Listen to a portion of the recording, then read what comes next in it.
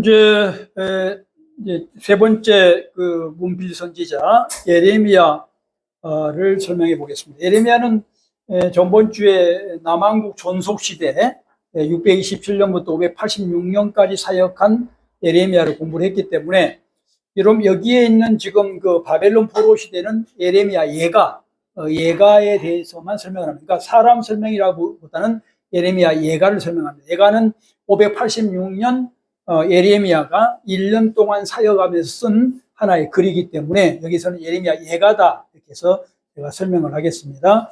자, 예레미야는 사실 627년부터 586년까지 사역한, 그러니까 41년을 사역한 선지자인데, 포로기 586년이 포함되어 있어서 1년 동안의 사역이 예레미야 예가에 나타나 있습니다. 예레미야. 그래서 예레미야 예가를 설명하면 포로기 예레미야에 대한 어떤 해석이 될 걸로 믿습니다. 예레미야 예가는 어떤 것입니까? 여기에는 이제 원래 전부 비탄, 그러니까 이스라엘이 남쪽 유다가 586년에 멸망하잖아요. 605년, 598년, 586년 세 차례에 걸쳐서 포로로 잡혀가요. 마지막에 586년에 완전히 이제 멸망을 하게 되죠. 그래서 거기에 대한 비탄의 어떤 노래로 되어 있습니다. 특징이 첫 번째가 하나님이 심판했다는 거죠. 내가 왜 이렇게 잘못되지? 이스라엘이 잘못되지? 이런 해석이 필요한 해석자가 누구예요? 목회자잖아요. 목사가 해석하는 거잖아요. 그래서 이제 선지자가 해석했다고요. 이것은 하나님의 심판이야 라고 해석한 겁니다. 그 예레미야 예가가. 그 다음에 그거를 심판받은 것을, 이유를 공의에서 찾아요. 공의. 자, 공의라고 하는 것은 두 가지 의미를 갖고 있죠. 주권적 공의와 분배적 공의잖아요. 주권적 공의라고 하는 것과 분배적 공의는 차이가 있어요. 주권적 공의는 분명히 말씀을 드렸죠. 다윗을 예를 제가 들었어요. 다윗이 990년에 밧세바를 범하고 우리아를 죽입니다. 이렇게 되면 이 사람은 왕에서 쫓겨나야 되잖아요.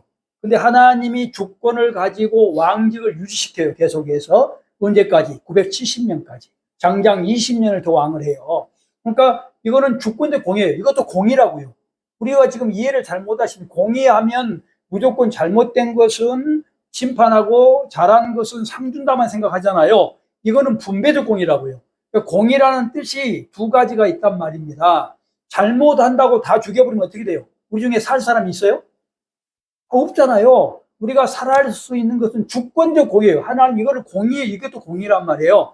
우리가 지금 실수를 했어요. 하나님께서 용서하고 계속 목사가 되도록 숨을 쉬도록 하는 것은 주권적 공의고, 잘못한 것에 대한 심판, 징계는 분배적 공의라고 한다 이 말이에요. 그러니까 다윗은 그것을 통해서 어떻게 돼요? 979년에 압살롬 그다음에 시바의 난이 일어나서 굉장히 고생을 많이 당하잖아요. 이건 분배적 공의라고요. 그러나 주권적 공의 때문에 왕직을 유지한 거예요. 여기에는 무슨 공의일까요? 여기는 분배적 공의죠. 분배적 공의는 이스라엘 민족을 하나님이 선택했어요. 선택했단 말은 구원받았다는 뜻이에요. 이 당시에 이스라엘 민족은 바벨론 포로로 잡혀갔지만 구원이 없어진 게 아니고 구원을 다 받은 사람이에요. 천국 백성이 된 사람들이라고요. 그들이, 백성들에게 공의가 필요한 거예요. 공의가. 백성이 되니까 공의가 필요하지, 백성이 아닌데 무슨 공의가 필요했겠어요. 그렇죠? 그래서 여기에 잘못했기 때문에 심판을 가해서, 심판의 방법이 뭐예요? 거기 바벨론 포로로 간 것입니다. 이걸 쓴 거고요. 그러나 예언서는 항상 묵시가 있고 소망이 있죠. 그렇죠? 근데 하나의 예언으로 쓰면은 근거를 가지고 네가 잘 살면 해방돼가 예언이고, 묵시는 뭐라고? 희망을, 네 망해버렸어. 그러니 너희는 가망성이 없어. 그런데 소망을 나타내기 위해서 상징을 표현하거나 그런 것이 묵시라 그랬잖아요.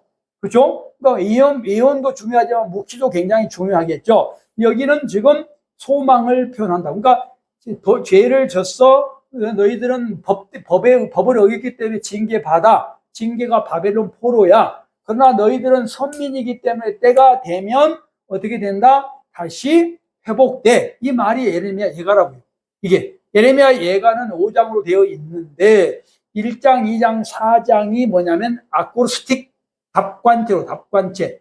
답관체는 알렙부터 타우까지 쉰과 신을 말하면 23개지만 알파벳이 22개잖아요. 그래서 알파벳, 알렙이 들어가는 거 단어를 첫 번째, 그다음 베트가 들어간 거 두 번째, 이렇게 해서 김멜 등등 타우까지를 단어가 들어간 걸 계속해서 쓴 것을 아크로스틱, 답관체라고 해요. 답관체 쓴 목적은 이 당시는 글을 잘 몰랐잖아요, 백성들이. 그러니까 암기하기 쉽도록 하기 위해서 최소한 알파벳만 알면 그걸 암송할 수 있도록 하기 위해서 만든 게 답관체. 그러니까 답관체는 매우 중요한 교리를 포함하고 있어요. 근데 예레미야 예가는 지금 1장, 2장, 4장이 답관체로 되어 있다는 것을 알면 되겠죠. 매우 중요한 교리가 포함됐다는 것입니다. 주제는 뭘까요? 남유다가 멸망한다. 왜 멸망해요? 불법을 하면 멸망해요. 법을 어기면 징계받잖아요. 하나님의 법이 성경이에요. 말씀을 어기면 징계받아. 당연한 거죠. 오늘 기독교 신약도 마찬가지, 구약도 마찬가지. 착각하면 안 돼요. 신약은 불법에도 용서한다. 말이 안 됩니다. 회개는 불법을 한 사람은 회개하면 징계를 안 받는단 말이 아니고 불법을 하면 징계를 받는 거예요. 당연하게 법에 따라서 징계를 받는데 회개를 하면 회복이 된다고요. 내가 다시 일할 수 있는 근거가 생기는 거예요. 목사가 지금 목사가 됐어요. 불법하면 징계 받죠. 징계를 받는데 받지만 징계를 받아야 회개할 거 아니에요. 회개를 하면 어떻게 돼요? 다시 회복이 돼서 일할 수 있다고요. 회개 없이 일해봤자 아무 소용이 없다 이 말입니다. 지금 그 말을 지금 말하고 있는 거예요. 여기는 아까 말한 심판을 말하고 있고 주제가 그 다음에 이스라엘 회복이 굉장히 중요한 주제예요. 이스라엘이 회복된다는 것을 말하기 위해서 예레미야 얘가 슬픈 노래를 말하고 있는 겁니다. 슬픈 노래, 심판이 목적이 아니고 예수로 말하면 십자가가 목적이 아니라 부활이 목적이고 재림이 목적이라는 뜻이에요. 지금 제 말은 십자가도 중요한데 십자가가 중요하지 않단 말이 아니라 이걸 십자가를 말한 이유는 심판을 말한 이유는 부활, 승천, 재림한다는 것을 말하게 쓴 거라고요. 우리에게 지금 징계를 말하는 이유는 징계가 중요한 것이 아니라 회복이 된다는 말을 하기 위해서 하나님의 백성들이 잘못하면 징계받지만 너희들은 회복돼 회개하면 이 말을 하기 위해 쓴 거라고요. 그러니까 예가라는 비탄의 노래, 슬픈 노래지만 슬픔이 주제가 아니고 중요한 것은 회복, 희망이 주제다. 그래서 예레미야 예가의 전체 주제가 뭐냐면 소망이라고요.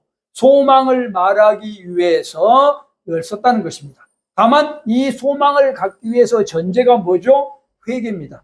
회개는 두 가지가 있어요. 자, 여러분 회개라고 하는 게 두 가지가 뭐냐면 첫 번째가 뭐죠? 구원적 회개가 있고 두 번째는 성화적 회개. 제가 성령론에도 가르쳐 드렸죠. 구원적 회개는 뭐죠? 회개하지 않으면 구원받지 못하는 거예요. 이거를 단회적이에요. 한 번. 그러니까 성령론에서 구원론, 성령론에 가면 성령론의 구원론을 배우죠. 구원을 받는 것은 구원받았단 말을 크게 9가지 정도로 설명해요. 학자에 따라서 10가지, 11가지도 있지만 저는 9가지. 첫 번째 구원받았단 말이 선택받았다, 소명받았다, 그 다음에 중생됐다, 거듭났다, 그 다음에 뭐예요? 회개했다, 거기에 믿음을 가졌다, 칭의됐다, 성화됐다, 견인됐다, 영화됐다. 이게 지금 9가지잖아요. 9가지는 측면이 달라요. 같은 말을 다르게 설명하고 있는 거예요. 근데 여기에 동사가 2개 들어있어요. 회개와 성화가 동사예요. 이거는 동사인데 동사기 때문에 내가 하는 거잖아요. 다른 것은 하나님 명사기 때문에 하나님이 딱 100% 하지만 이건 내가 하는 거예요. 내가 하니까 하나님이 안 했다고 말하면 안 돼요.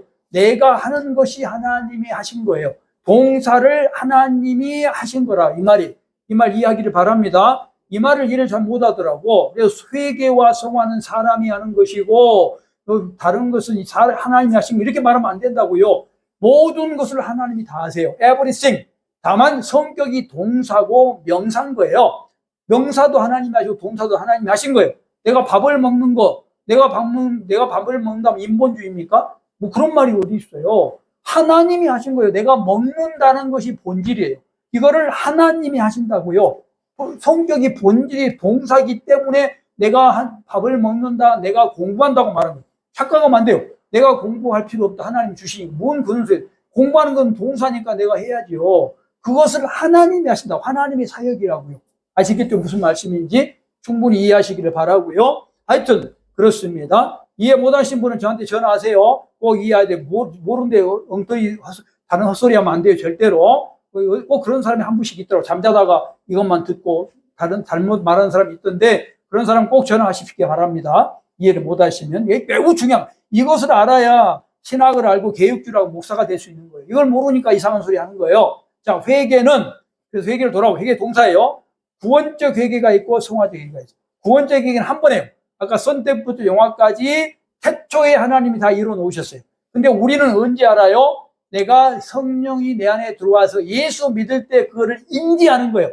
내 인지는 시간이 다르지만 하나님 시간은 태초에 다 이루어진 일이란 말이에요. 아시겠죠? 근데 예수는 믿었어요. 믿어도 법을 어기죠. 우리가 예수 믿고 법을 어기잖아. 법이 하나님의 말씀이잖아요. 말씀을 어겨요. 말씀을 어기면 어떻게 해야 돼요? 회개해야 된다고요. 회개하면 어떻게 돼요? 성화가 된 거예요. 내가 예를 들면 거짓말 했어요. 잘못했습니다. 라고 하면 성화, 나중에는 거짓말을 덜 하겠죠. 그래서 이거를 성화적 회개라고 한다고. 여기는 무슨 회개? 성화적 회개라고요. 이스라엘 민족은 구원받았어요. 어떤 사람도 이런 엉뚱한 질문하는 사람이 있어. 구약시대 사람은 예수 안 믿었잖아요. 그럼 구원 안 받았잖아. 이렇게 말하는 사람이 있어요. 구원이 뭐라고요? 선택부터 영화까지 한 걸 구원이라고 한다고요. 소재가 처음부터 다 선택부터 영화까지가 완성됐어요. 예수 믿는 사람들은. 근데 구약시대는 소재가 선택이라는 단어로 구원을 설명하는 거예요. 같은 단어지만 신약시대는 믿음으로 설명을 주로 하고 똑같이 지금 9가지를 가지고 구원을 설명하지만 때에 따라서 설명을 다르게 할 수 있잖아요. 우리도. 그러니까 측면이 다른 거라 이 말이에요. 여기에서 회개를 강조하는 것은 구원, 회개하면 구원받는다는 소리가 아니라 구원받은 사람들에게 이거를 쓰고 있으니 성화적 회개다. 네가 회개하면 성화가 돼 하나님의 백성으로서의 정말로 하나님께 영광이 되어지고 그렇게 살 수 있는 거야 라는 말을 하고 있다라는 것입니다.